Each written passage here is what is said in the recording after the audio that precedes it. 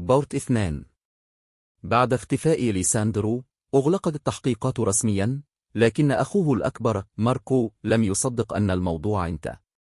بعد 10 سنوات من الصمت، عاد ماركو إلى القرية، حاملاً صورة قديمة للبيت وبعض متعلقات أخيه، وكان مصمماً يدخل البيت حتى لو اضطر لكسر السياج. وفي إحدى ليالي الخريف، استطاع التسلل عبر الغابة ودخل من الباب الأمامي، الذي كالعادة كان مفتوحاً. الغريب، البيت من الداخل لم يتغير.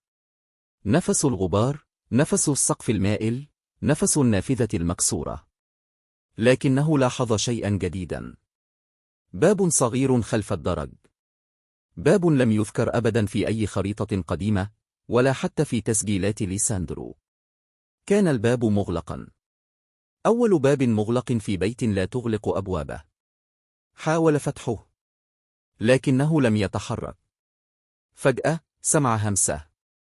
نفس النغمة اللي كانت في تسجيل ليساندرو. الباب الأخير لا يفتح إلا لمن بقي نقطة. الأرض اهتزت تحت قدميه، والجدران بدأت تهمس بأصوات قديمة.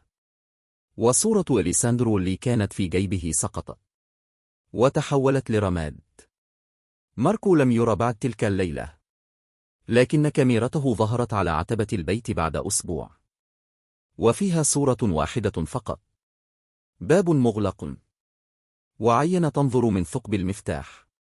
فهل كانت تلك العين عين ماركو؟ أم أن هناك من كان يراقبهم طوال الوقت؟ من الداخل،